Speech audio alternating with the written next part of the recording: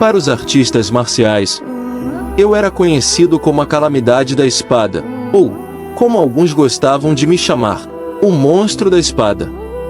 Mas, para o povo comum, eu era um salvador. Há cerca de 30 anos atrás, fui o monstro mais forte e temível da história da seita Voodoo. Depois da queda do demônio celestial, eu desapareci sem deixar rastros. O mundo seguiu em frente, achando que eu havia sumido para sempre. Mas agora, depois de tanto tempo, eu retornei, trazendo comigo uma jovem garota, Sojin, a neta do demônio celestial, neta daquele que uma vez chamei de inimigo, e, talvez, a única pessoa que realmente foi minha rival e amiga.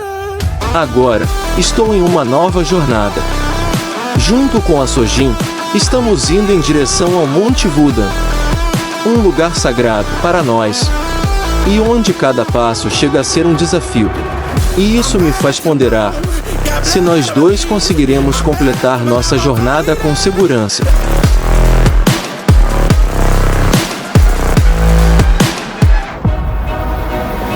A obra inicia, e nos deparamos com uma cena na floresta, onde é possível escutar alguém dizer: "Ei, Jung-Gyun, somos amigos, certo?" É possível notar que os dois personagens são velhos. Um deles está em pé, o outro está encostado em uma pedra, enquanto sangra. O velho de barba branca e cabelos longos igualmente brancos é o protagonista, seu nome é Jung-Gyun. Enquanto observa seu amigo prestes a dar seu último suspiro, murmura: "Seu demônio maluco, que tal parar de falar bobagens? Não me subestime, sou um ancião da seita Voodoo, você sabe disso, certo?" E enquanto pisa no plasma vermelho, ele fala: "Controle-se, velho. Se é assim, por que você está tão fraco? Você é realmente o demônio celestial?" O outro velho possui cabelo e bigode castanhos. Esse é San Mubaek, do culto celestial radiante, o demônio celestial. Agora, em seus últimos momentos, San Mubaek, o demônio celestial, implora ao protagonista: "Por favor, você é o único em quem posso confiar." Erguendo o braço e fazendo seu último desejo, o demônio celestial fala: "Minha neta." Após isso, o demônio celestial dá o seu último suspiro. O protagonista olha a cena e se despede. Estúpido! Como pode o demônio celestial confiar em alguém? O protagonista diz isso, mas observa os olhos sem vida e cheios de lágrimas do demônio celestial. Em seguida, o protagonista os fecha, fazendo as lágrimas escorrerem pelo seu rosto. Até o fim, você ainda é um incômodo, fala o protagonista, deixando as espadas do demônio celestial ensanguentadas para trás. Em seguida, é possível notar alguém escondido. O protagonista, ciente de quem se trata, fala: "Ei, garota, vem aqui agora." Ela se assusta com a forma brusca que o protagonista a chamou e não sai do local. Essa garotinha é a neta do demônio celestial. Ela observa, meio desconfiada, enquanto o protagonista fala: "Faz um tempo que não te vejo, mas você nem está me cumprimentando?" A garota, ainda sem dizer nada, fica pensativa e um pouco tímida. Sem saber o que fazer, o protagonista toca a própria cabeça, sorri e murmura: "Ser pai é algo que eu nunca tinha feito antes. Pensar que eu teria que lidar com isso nessa idade." Quando olha para a garota, ela está chorando, o que faz o protagonista se preocupar e perguntar: "Espere, por que você está chorando? O que eu fiz com você?"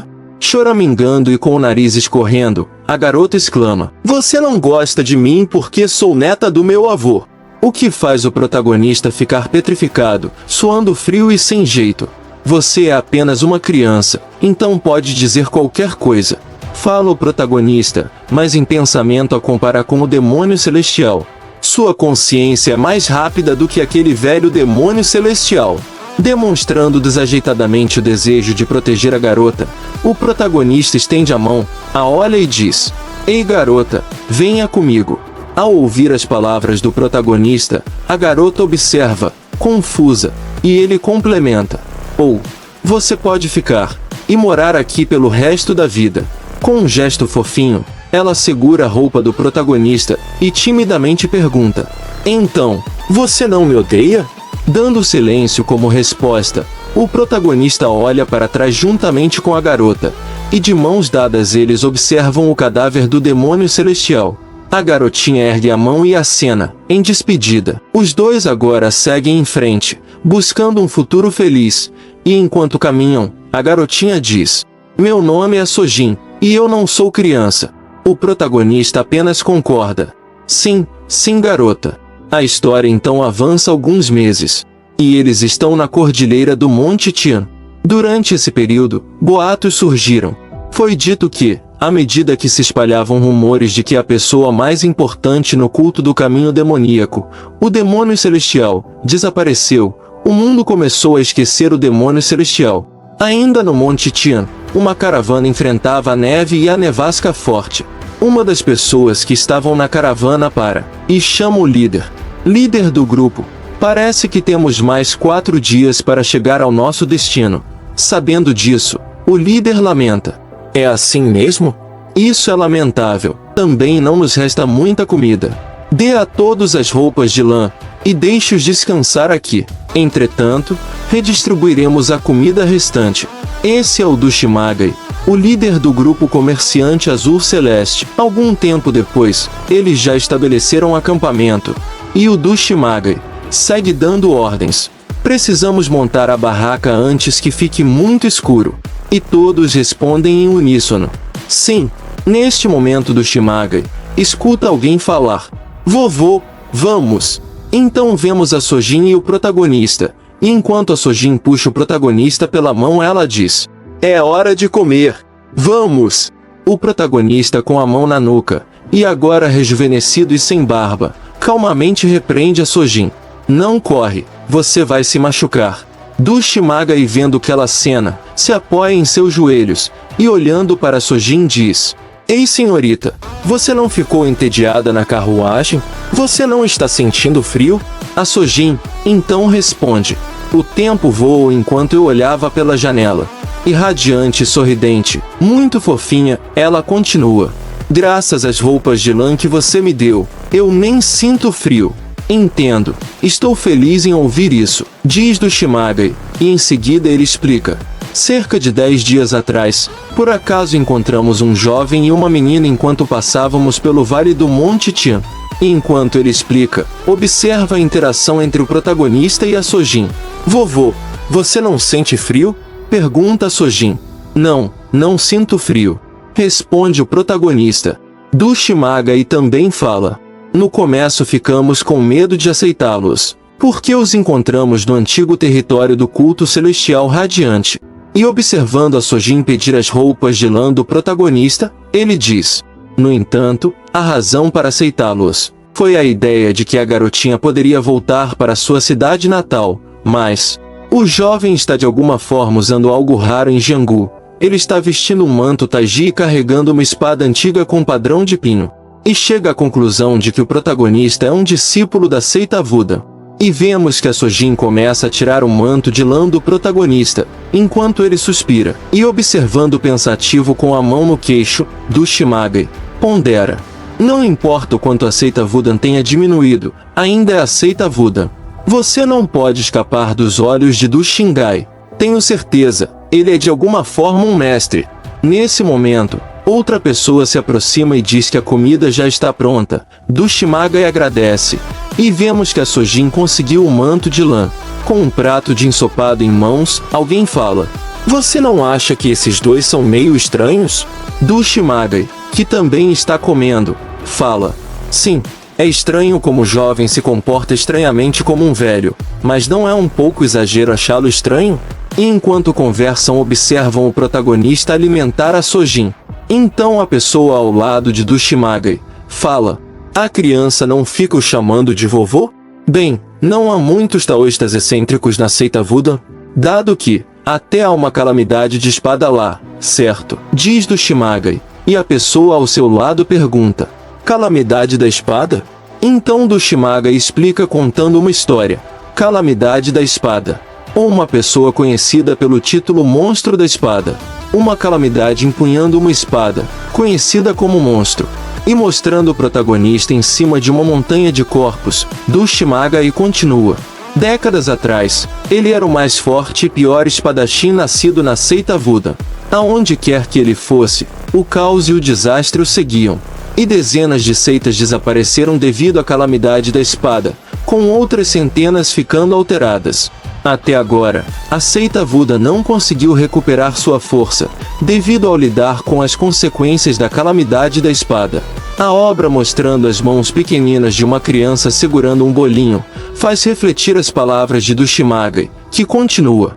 Mas ainda assim, para as pessoas comuns, ele nunca prejudicou ninguém enquanto defendia a justiça. E voltando à conversa entre Dushimagai e seu acompanhante, o acompanhante fala: mas a calamidade da espada não foi apenas um rumor?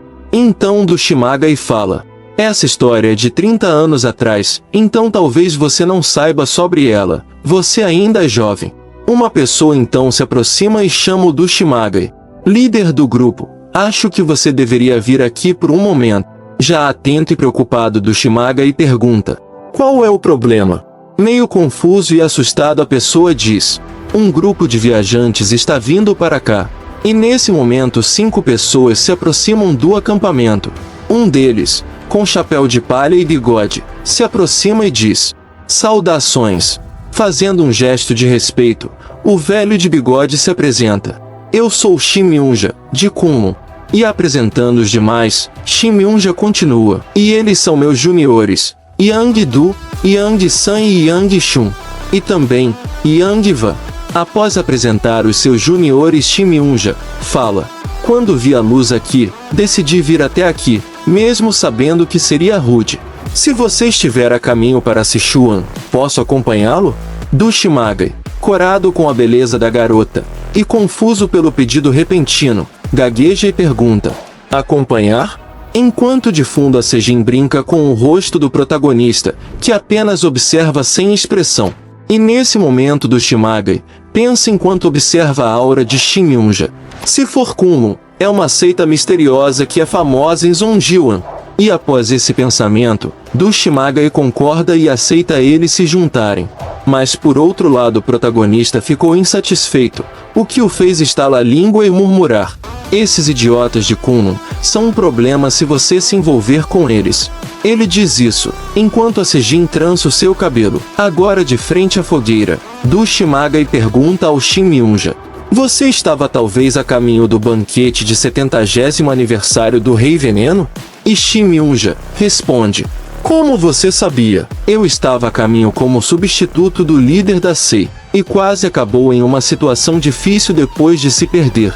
Dushimagai, servindo bebida para Shimyunja, sorri e fala: haha, também estamos a caminho do território do Klatang, então se você não se importa, vamos viajar juntos. Shimyunja, igualmente sorridente, fala: se você fizer isso, ficaremos muito gratos. E agora um pouco bêbado, Dushimagai pensa: com o jovem taoísta de Wudan e o espadachim de Kunlun, não teremos que nos preocupar com os bandidos na estrada. E 5 dias depois, Dushimagai, que estava bebendo alegremente, agora está bebendo com uma expressão cansada e irritada. Nesse momento alguém se aproxima, exausto, e mal conseguindo se mover, e fala: líder do grupo, o que é de novo, desta vez? Responde Dushimagai, suspirando. Nisso a pessoa que mal conseguia se mexer fala: isso é. Um dos discípulos de Kunlun de repente começou a revirar a carga, e acabou estragando algumas peças de roupa, causando grande comoção. E pensativo Dushimagai se lembra que tudo isso começou quando a seita Kunlun se juntou a eles. E relembrando algumas memórias ele pensa: é o 5º dia desde que a seita Kunlun se juntou a nós. Ao contrário do que ouvi sobre sua estimada reputação, eles mexem na bagagem descuidadosamente e tratam os outros como servos. No final, eles ficaram bêbados, e causaram uma cena, quebrando coisas e até batendo nos porteiros. E agora com a mão na cabeça e deprimido, fala: por isso, ainda não chegamos a 4 dias. No início, por ser de uma seita renomada, pensei que não seriam tão incômodos, mas quem imaginaria? Assim vemos um dos juniores intimidando um dos guardas da caravana. Se você transformar este item caro em um pano como este, seu valor vai cair, diz o guarda, enquanto o Júnior, irritado, grita: O que você disse? Você acha que é erro meu? E observando aquilo do Shimagai, pede para ele esperar. Ei, espere! Esse é o Yang-san da seita Kunlun. E segurando o porteiro pela gola, ele continua gritando. Quanto custará esse pedaço de pano? Você já pensou em como nosso irmão mais velho está protegendo você dos bandidos? Como você pode não expressar sua gratidão e, em vez disso, nos menosprezar por uma peça de roupa tão trivial? Você quer morrer? E se tremendo todo, o porteiro tenta explicar. Não é assim. E antes do porteiro terminar de falar, do Shimagai, sombrio fala, 1000 Yangs. E sem compreender, Yang-san se vira e pergunta, que? Do Shimagai, segurando os pedaços de tecido, continua, não apenas uma pequena quantidade de prata, mas 1000 Yangs de ouro.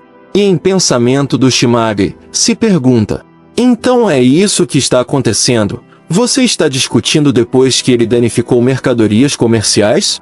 E olhando de revesgueio para Shimyunja, ele continua falando. Esse item é muito caro e valioso. É claramente sua culpa, senhor. E observando as reações despreocupadas dos membros da seita Kunlun, ele pondera. Shimyunja, eu achava que ele era um taoísta confiável. Mas mesmo quando seus juniores estão causando esse caos, ele agora está apenas olhando para o outro lado, como se isso não lhe preocupasse. E sem papas na língua, do Shimagai, olhando para os juniores fala, para o comerciante, é algo que eles prepararam gastando toda a sua fortuna, e agora foi arruinado em um único dia. Yang-va estende a mão e diz, irmão mais velho, Yang-san, por favor pare. Yang-san olha para trás, estala a língua, e em seguida fica envergonhado e todo corado, enquanto pensa, o que é isso? Eu só estava tentando escolher roupas que combinassem com Yang-va, mas agora quem está sendo humilhado sou eu. Mesmo não tendo razão, Yang-san desembainha sua espada, enquanto furioso grita, vocês simplesmente parecem ladrões aos meus olhos. Você está tentando obter dinheiro da seita Kunlun? Nisso do Shimagai está agachado, enquanto observa Yang-san, indo em sua direção com a espada empunhada. E ainda gritando Yang-san, diz, como um humilde comerciante como você ousa olhar para o Kunlun? E antes de terminar seus insultos, ele é atingido em cheio, por nada mais, nada menos, pela porta da carruagem, que o protagonista, no puro suco do ódio, chutou na cara dele. E muito puto o protagonista fala, cala a boca, seu pedaço de merda. Acabei de colocá-la para dormir, e agora estou tentando descansar um pouco. Emanando uma aura aterrorizante, e mostrando um olhar que cortaria até a alma, o protagonista pergunta, você não consegue ver? Você vai assumir a responsabilidade se ela acordar? O protagonista, em pé de frente para o Yang-san, que está caído no chão, e repetindo ele pergunta ironicamente, se ela acordar, você vai querer tomar responsabilidade, seu pedaço de merda? Yang-va, gaguejando e surpresa fala para Yang-san, que está sangrando pelo nariz. Irmão mais velho Yang-san. Yang-san, irritado, tenta limpar o nariz sangrando, e diz, seu babaca. Pegando sua espada e se levantando, continua. Como você ousa fazer isso comigo? Por acaso você sabe quem eu sou? E observando as ações patéticas do Yang-san, o protagonista observa com um olhar de desdém.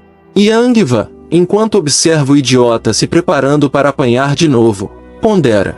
Aquela pessoa, que está desafiando o irmão mais velho Yang-san tem um comportamento muito calmo. Parece improvável que ele vá vencer contra o irmão mais velho Yang-san. Agora assustado e suando frio, ela regala os olhos e pensa, com o irmão mais velho Yang-san estando agitado agora, se as coisas derem errado, isso poderia resultar em um conflito entre seitas. Eu não deveria deixar isso acontecer, eu preciso impedi-los. Complementa ela, preparando os punhos. E antes mesmo de se aproximar, alguém a impede e diz, pare, esse é o grande discípulo Yang-do. Então ele diz, deixe eles, Yang-va. E ela assustada, discorda. Grande irmão mais velho, Yang-do, agora com um olhar capaz de penetrar a alma, olha para Yang-va e enfatiza. O Yang-san já não falou isso? Não faz sentido que uma seita prestigiosa como a nossa se curve só por causa de um mero pedaço de pano ter rasgado. Surpresa e assustada, Yang observa, enquanto Yang-du, sorrindo, fala. É o suficiente para compensar separadamente depois. E aquela pessoa, eu ouvi, que estava refinando sua espada nessa área remota. E com uma expressão maligna em seu rosto, ele afirma, se for verdade, isso será uma visão interessante. E se você estiver preocupado sobre a honra do Kunlun, eu posso intervir. Se, por qualquer chance, Yang-san fosse derrotado, eu irei intervir pela honra de Kunlun. Então não se preocupe. E com uma expressão sombria e preocupada, Yang-va concorda. Sim, mas em pensamento, ela pondera sobre a personalidade do idiota do Yang-san. Grande irmão mais velho, ele parece estar pensando apenas em lutar. Bem, ele é famoso por ser um maníaco por batalhas até mesmo dentro da seita. O elitismo onde as roupas são vistas como estar em posições diferentes de si mesmos. O senso de superioridade que um é completamente qualificado a portar uma espada e olhar para o mundo a fim de incorporar o taoísmo. Tal mentalidade levou à decadência da seita. Eu irei me distanciar desses indivíduos em breve. Yang-san, nervoso, cerra os dentes, em seguida grita. Como você ousa? Um mero espadachim da seita Wudan. Enquanto levanta a espada para atacar o protagonista. O protagonista, observando o babaca à sua frente, apenas observa inexpressivo. E muito puto, o protagonista pergunta. Um mero espadachim da seita Wudan? Em seguida, o protagonista fica confuso, quando vê Yang-san pulando para cima dele.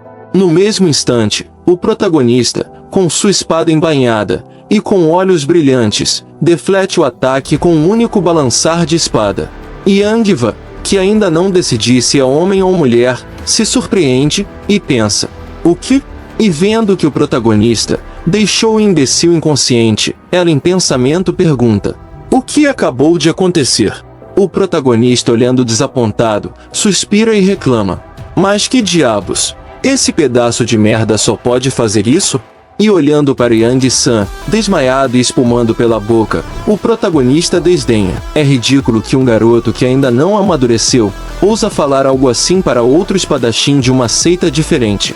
Preocupado, o protagonista se vira para a carruagem e indaga. Sojin, ainda não acordou, certo? E lá dentro da carruagem a Sojin dorme igual a um anjo. O protagonista suspira aliviado pela Sojin ainda está dormindo, enquanto o idiota do Yang-du se aproxima. Yang-du, agora puto, porque o imbecil do Yang-san apanhou, cerra os dentes de raiva e em seguida com uma cara de pescotapa, grita. Seu desgraçado! Como você ousa usar tal feitiçaria para derrubá-lo? O protagonista, despreocupado e com cara de desprezo, pergunta. O que é dessa vez? Devido aos gritos de raiva do Yang-du, os participantes da caravana levam as mãos aos ouvidos, na tentativa de suprimir o som dos gritos. Parece que você deve ser de uma seita demoníaca trapaceira, diz Yang-du. Agora em posição de combate, ele começa a emanar raios na espada, e com um sorrisinho presunçoso ele afirma. Então eu, Yang-du, o corajoso espadachim do coração venenoso de Kunlun. O corajoso espadachim do coração venenoso de Kunlun é um título dado àquele que é caracterizado por ter um comportamento e uma mentalidade perversa em batalha. Caminhando em direção ao protagonista, ele segue dizendo, eu irei te punir agora mesmo. Eu preciso ver a verdadeira face escondida atrás dessa máscara. Enquanto isso ele lembra da surra que o Yang-san levou, e também o truque que ele usou para derrubar o Yousan. Deve ser feitiçaria. Feitiçaria, uma magia perversa e ardilosa, do mal. A determinação mostrada antes, começa a decair, e agora suando frio, pondera. Se esse não fosse o caso, ele, quem alcançou o pináculo da grandiosidade, não teria perdido. E não querendo aceitar que o protagonista é foda, ele divaga. Sim, isso mesmo, eu só quero lutar com ele porque ele aparenta ter alguma coisa. Depois de entrar em uma disputa com o Yang-san, existe uma justificativa para eu intervir. Ele definitivamente deve ser um ser ardiloso e malevolente. Eu irei capturá-lo e aumentar a minha reputação. E após pensar tanta besteira, ele começa a atacar. Relâmpago dragão voador perseguidor. Com o balançar da sua espada e um sorriso presunçoso no rosto, Yang-du cria um dragão. Essa é a grande técnica de espada de dragão do Massacre do Vazio. O dragão vai em direção ao protagonista. Sem muito esforço, o protagonista agarra o dragão com uma mão, o que deixa o dragão, o Yang-du e os outros perplexos. Yang-va pensa nesse momento. O cara da seita Wudan capturou o grande discípulo da grande técnica de espada de dragão do Massacre do Vazio de Kunlun, com as suas mãos nuas? Como isso é possível? Com uma expressão de desdém e estrangulando o dragão, o protagonista pergunta: como você pode utilizar essa técnica de espada e se chamar de espadachim? E claramente irritado, o protagonista franze os olhos e insulta eles. Esse idiota e aquele idiota. Por que todos vocês são tão irritantes? Diz o protagonista puto, e quebra a espada, que antes era um dragão. Pálido, se tremendo todo e com a espada quebrada, o idiota do Yang-du pensa incrédulo. Ele quebrou a espada de dragão das nuvens? Ainda sem reação, ele continua em pensamento. O tesouro sagrado que a seita Kunlun tem reverenciado há mais de 500 anos, quebrada com um simples gesto. Enquanto o Yang-du tenta entender o que diabos aconteceu, o protagonista está lá, se alongando para acabar com a raça do Yang-du. E sem expressão em seu rosto, o protagonista diz: já faz um bom tempo. E partindo para cima do idiota do Yang-du, com um soco pronto, ele pergunta: mas vocês não mudam nada, é a sua tradição por acaso? Nisso o protagonista dá um soco bem dado na cara do Yang-du, que faz ele colocar a língua para fora, perder um dente e sangrar pelo nariz. O protagonista volta a se alongar, enquanto o chefe da caravana observa assustado Yang-du cair no chão igual um saco de batatas. O protagonista se aproxima do Yang-du caído, e observa ele choramingando, e com as mãos na cabeça. Então alguém, por trás do protagonista, grita: grande irmão mais velho! O protagonista se vira surpreso, e observa outros dois idiotas pulando em sua direção. Seu desgraçado! Como você ousa fazer isso com o nosso grande irmão mais velho? Fala os dois, já no ar. Preparado para baterem mais figurante, o protagonista segura sua espada e fala: vocês dois também querem ser espancados, seus pedaços de merda. O protagonista pega sua espada, ainda embainhada, libera um pouco de energia e a lança em direção aos idiotas, que são atingidos por todos os lados, enquanto o protagonista controla a espada no ar sem esforço e sem mostrar arrependimento algum. Yang-va, assustada e também impressionada, em pensamento se pergunta: aquela técnica de QI? E antes mesmo de terminar seus pensamentos, Shimyun já interrompe, e sombrio ele diz: espada de explosão de QI. E em sequência ele explica: espada de explosão de QI é uma técnica de empunhar uma espada livremente no ar. Uma técnica que até mesmo os mais supremos mestres não ousariam tentar. Mas em pensamento ele pondera: parece jovem do lado de fora, mas existe uma possibilidade que ele é um velho mestre da geração passada. Enquanto isso, o protagonista segue espancando os idiotas, que pularam em cima dele. Então alguém exclama: pare! O protagonista, confuso, olha para trás e vê Shimyunja, da seita Kunlun, e Sênior dos Patetas, prostrado no chão. Me perdoe por não te respeitar mais cedo, diz Shimyunja, gaguejando. Assustado e sem levantar a cabeça, ele grita: me perdoe por te fazer sentir ofendido. Por favor, pelo bem de Kunlun, perdoe esses discípulos imaturos. O protagonista observa a ousadia de Shimyunja e pergunta: o quê?